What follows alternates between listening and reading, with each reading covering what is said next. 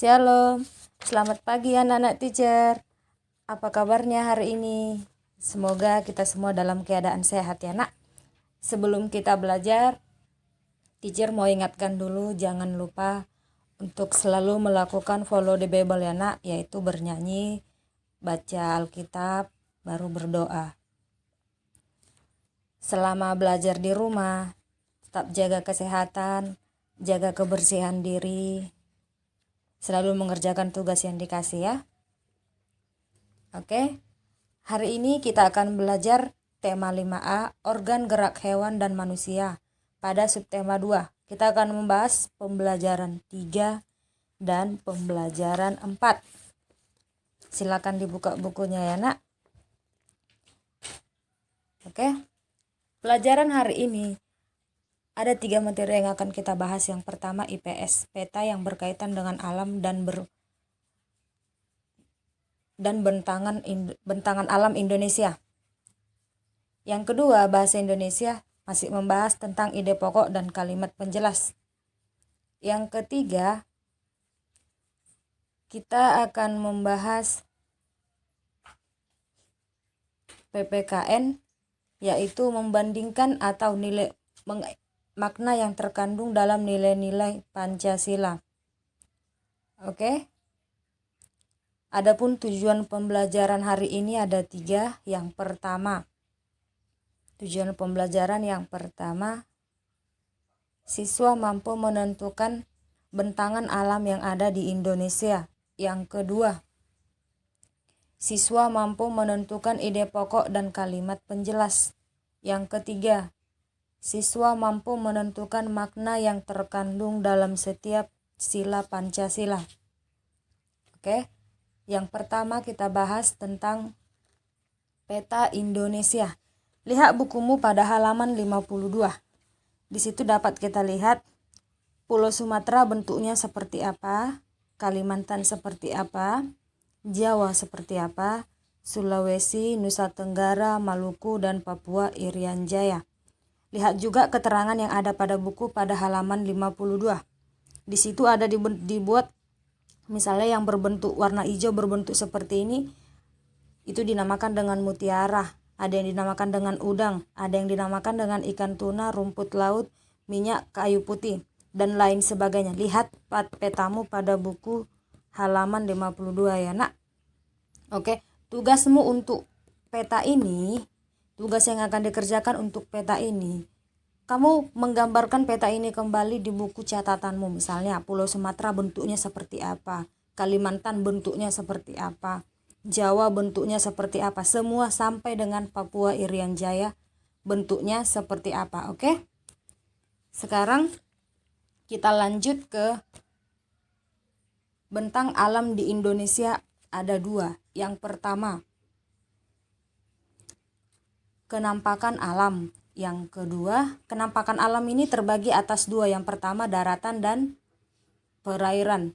Yang kedua kenampakan buatan. Berarti ada alam, ada yang buatan. Oke, kita jelaskan tentang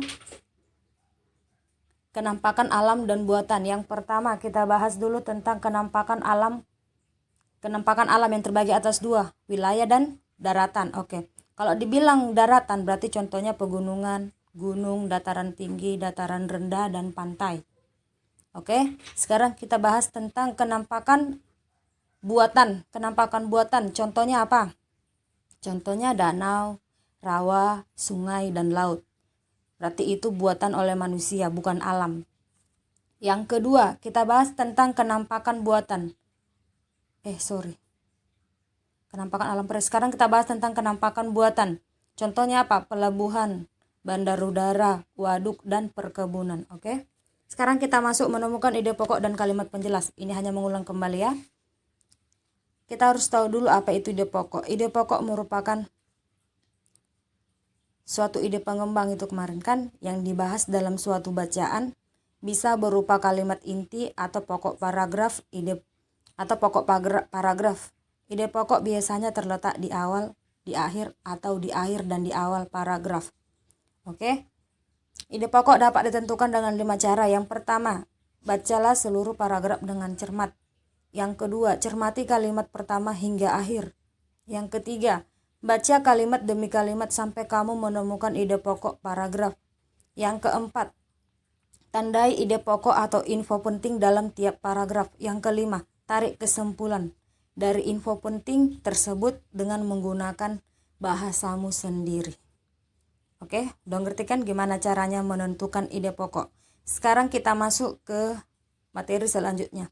Dari sini kita lihat ada beberapa simbol atau lambang dari Pancasila. Oke, teacher hanya mengingat kembali.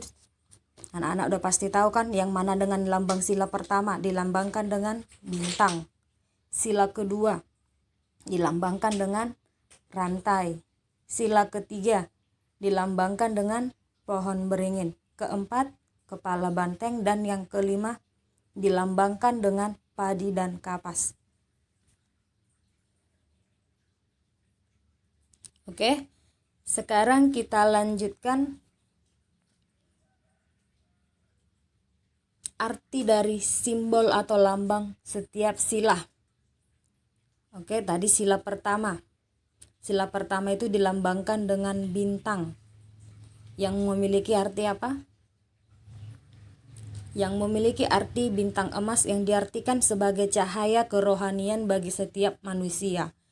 Sesuai dengan silanya kan isi sila pertama, ketuhanan yang Maha Esa, berarti memiliki makna tentang kerohanian.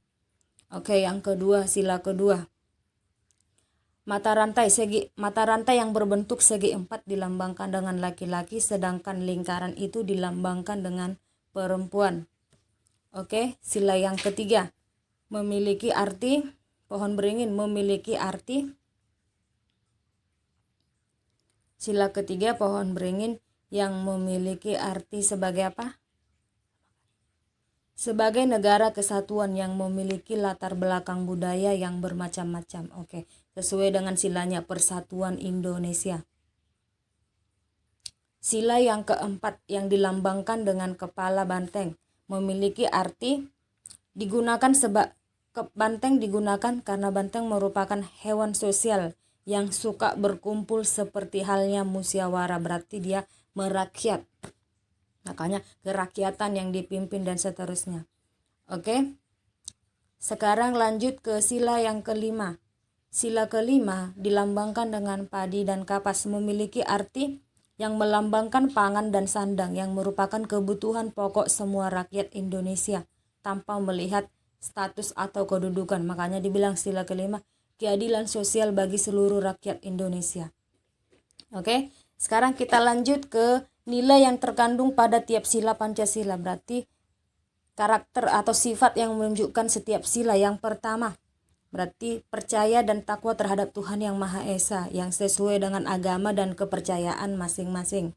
Oke, contoh atau nilai yang terkandung dalam sila kedua yang dilambangkan dengan rantai yaitu tidak membeda-bedakan orang yang ada di sekitar kita. Yang ketiga yang dilambangkan dengan pohon beringin yang memiliki nilai yaitu atau makna menjaga hubungan baik dengan teman-teman satu negara meski beda suku dan beda agama. Oke, yang selanjutnya sila keempat menerima hasil musyawarah dengan lapang dada. Sila yang kelima peduli terhadap penderitaan yang dialami orang lain. Oke. Untuk sekian pembelajaran hari ini. Untuk tugas yang akan dikerjakan, silakan dibuka bukunya pada halaman 52. Oke. Tugas kalian menggambar kembali peta ini ke buku catatan. Misalnya, Pulau Sumatera bentuknya seperti apa, Kalimantan seperti apa, Jawa seperti apa, Sulawesi sampai dengan Papua Irian Jaya. Oke. Tugasnya halaman 52. Jangan lupa. Selanjutnya, tugas kedua kamu buka pada halaman. Oke, tugas kedua kamu buka pada halaman